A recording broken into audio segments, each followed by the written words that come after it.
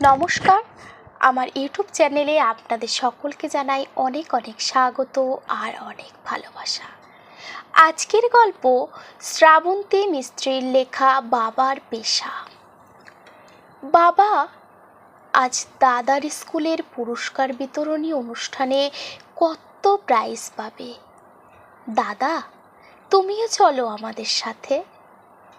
না রে মা, তুই আর তোর মা যা ওর সাথে। রোজগার না হলে দিন চলবে কি করে আমাদের?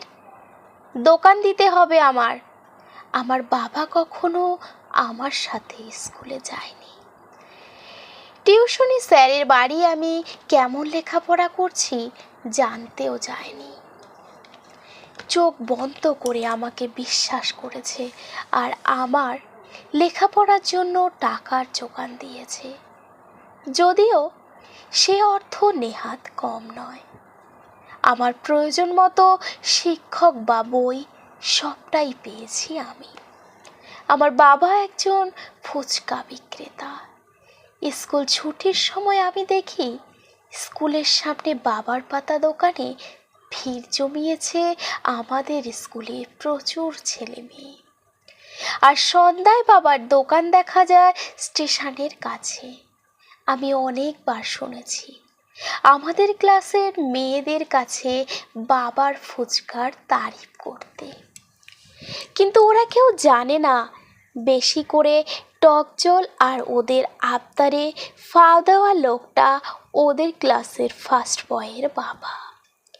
আর আমি জানবই বা কী করে? বাবা তো কখনোই আসেনি স্কুলে আমার অভিভাবক হিসেবে।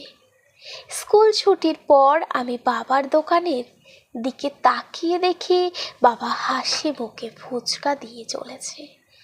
আমি উদাস হয়ে ভাবতে ভাবতে চলে যাই কেমিস্ট্রি স্যারের পড়ার ব্যাচে। আমি নিম্নবিত্ত পরিবারের ছেলে, কিন্তু আমার বাবা কখনো কোনো স্যারের কাছে গিয়ে বলেনি মাইনে বা ফিস কম করে নেওয়ার কথা। কখনো বলেনি এবছর নতুন বই কেনার টাকা নেই, পুরনো বই জোগাড় করো। সব সময় শুধু বলেছে যা দরকার হবে আমায় বলিস। আমি ছোট থেকেই মুখচোরা শান্ত, প্রয়োজন ছাড়া কথাও বলি না, সে বাড়িতে হোক বা বাইরে। যা দরকার মাকেই বলি। বাবার সাথে আমার কথা হয় খুব কম। প্রশ্ন করলে জবাব দিই শুধু, বেশিরভাগ সময় বই পড়ি। নেশা বলতে ওই ক্রিকেট খেলা দেখা। ছোট থেকেই বায়না জিনিসটা আমি কখনো করিনি।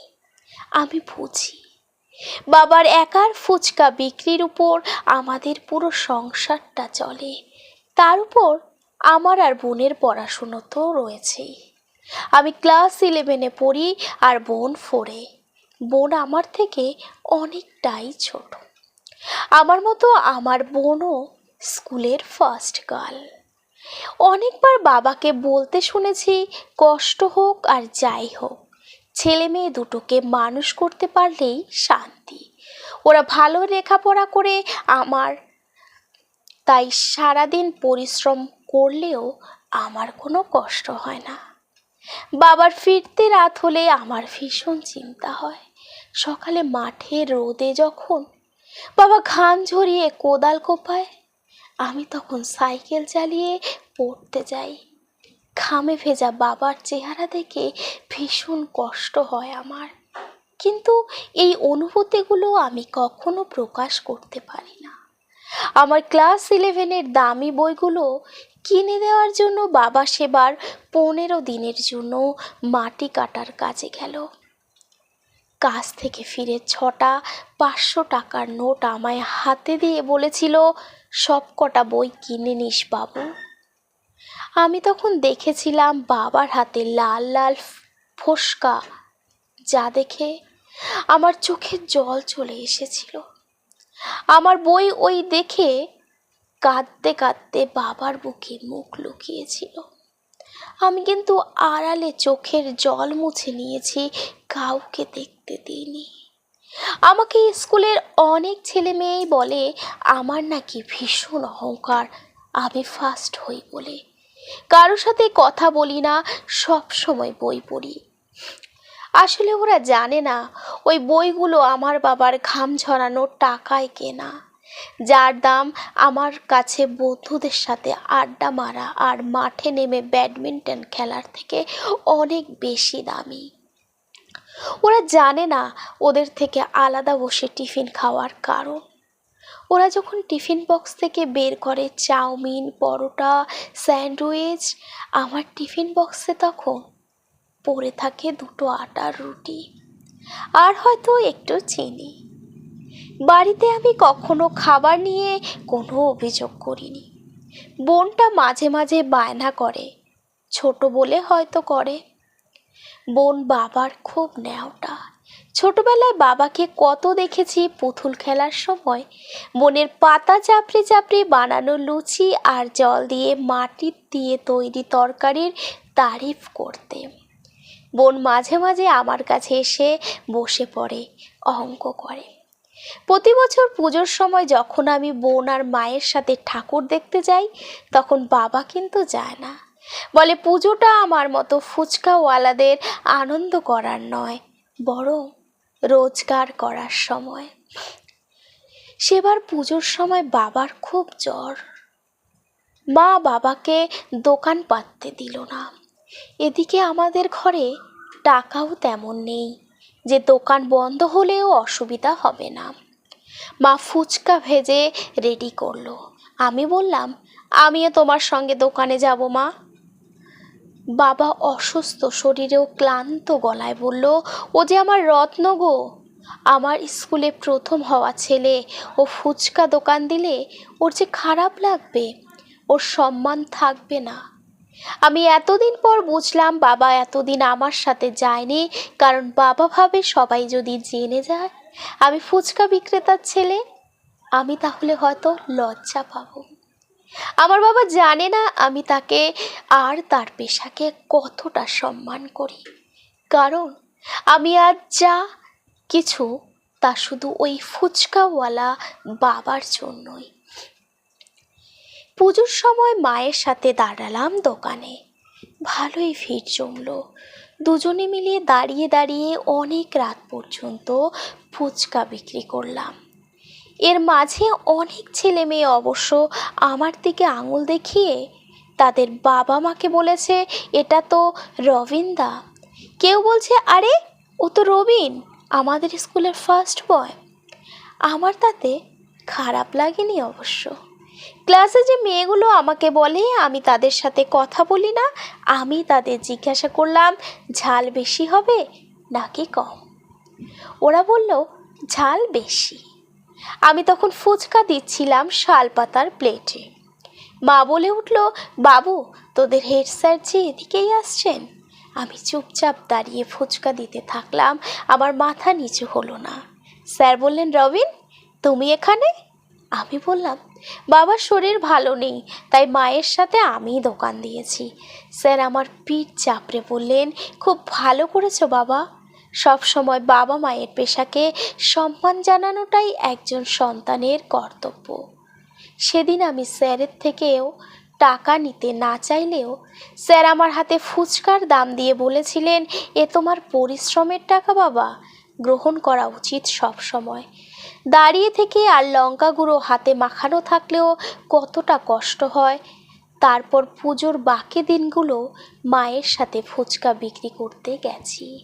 ফেরার সময় বোনের জন্য এগ রোল কিনে আনলেও নিজে 3টে চপ কিনে এনে জল ঢেলে 3 জনে ভাত খেয়েছি। কষ্ট করে রোজগার করে মনে হয়েছে এগ রোল খাওয়াটা বিলাসিতা। মা আমাকে অনেকবার খেতে বলেছে এগ রোল, কিন্তু নিজে খাওয়ার কথা একবারও বলেনি। হয়তো মা আমার মতো করেই ভেবেছে। বাবা সুস্থ হয়ে আর দোকানে যেতে দেয়নি আমায়। স্কুলে অনেকেই জিজ্ঞাসা করেছে, স্কুলের সামনের ফুচকা কাকু তোমার বাবা? আমি গর্বের সাথে বলেছি, হ্যাঁ উনি আমার বাবা। সেরা উচ্চ মাধ্যমিকের রেজাল্ট বের হলো। দেখা গেল জেলার মধ্যে সবচেয়ে বেশি নাম্বার পেয়েছি আমি। প্রধান শিক্ষক ঘোষণা করলেন আমি স্কুল ছেড়ে যাওয়ার আগে কৃতী ছাত্র হিসেবে সম্মান দিতে চান আমাকে। আমি স্যারের কাছে গিয়ে অনেক সময় কথা বললাম, তারপর বাড়ি চলে এলাম। বাড়ি ফিরে এই প্রথমবার বায়না করলাম আমি, কাল আমাকে ফেয়ারওয়েল দেওয়ার সময় বাবাকে যেতেই হবে। বাবা প্রথমে না না করলেও শেষে রাজি হলো। তাতে জল খেতে গিয়ে শুনলাম বাবা মাকে বলছে, প্যান্টটা ইস্ত্রি করে আনলুম বুঝলে, আমি লেখাপড়া জানি না তো, এত লোকের মাঝে কি বলতে কি বলবো, শেষে ছেলেটার অপমানিত হতে হয় যদি। আমার মা বলল, না তুমি ভুল ভাবছো, আমাদের ছেলে অমন নয়। মনে মনে ভাবলাম আমার আরও আগে এরকম বায়না করা উচিত ছিল।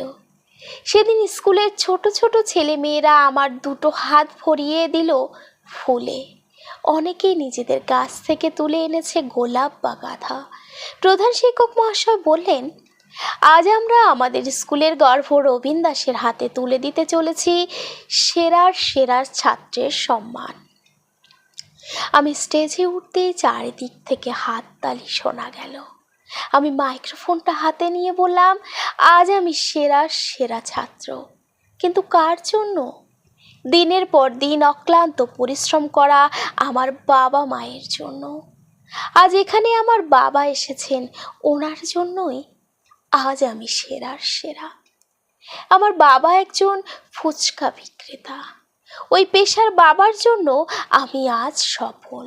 তাই ছোট ছোট ভাই বোনদের আমি একটাই কথা বলবো, বাবা মায়ের পেশা নিয়ে কখনো লজ্জিত হয়ে তাদের পরিশ্রমকে ছোট করবে না। বাবা মায়ের পেশা যাই হোক গর্বের সাথে বলবে, কারণ তোমরা আজ যা কিছু সব তাদেরই জন্য। আমি বললাম, আমি আমার সম্মান তুলে দিতে চাই দিনরাত পরিশ্রম করে আমাকে সেরা সেরা বানানো বাবার হাতে। আমার বাবা চোখের কোণে জল নিয়ে উঠে এলো মঞ্চে। চারিদিক থেকে শোনা গেল করতালি। আজ আমিও বোনের মতো চোখ ভেজা জল দিয়ে মুখ লুকালাম বাবার বুকে। এই চোখের জলটা বোধহয় আনন্দের। তারপর 1 বছর জয়েন্টের প্রিপারেশন নিতে নিতেই অনেকবার বাবাকে সাহায্য করতে গেছি ফুচকা দোকানে। কিছু কিছু মানুষ বলেছে, এত ভালো লেখাপড়া শিখে ফুচকা বিক্রি করছিস? আমি হেসে বলেছি, কষ্ট করে রোজগার করছি, চুরি করছি তো না। আসলে বিপদের দিনে কেউ তোমার পাশে থাকবে না। ওরা কষ্ট করে রোজগার করার জন্যই কখনো লজ্জা পাওয়া উচিত নয়, সে যে কোনো পেশাই হোক। নমস্কার, আজকের গল্প এ পর্যন্তই। গল্পটি যদি ভালো লেগে থাকে তাহলে অবশ্যই আমার চ্যানেলটিকে সাবস্ক্রাইব করে আমার পাশে থাকবেন। আর যদি কিছু ভুলভ্রান্তি হয় অবশ্যই ক্ষমা করবেন। সবাই ভালো থাকবেন, সুস্থ থাকবেন, সাবধানে থাকবেন।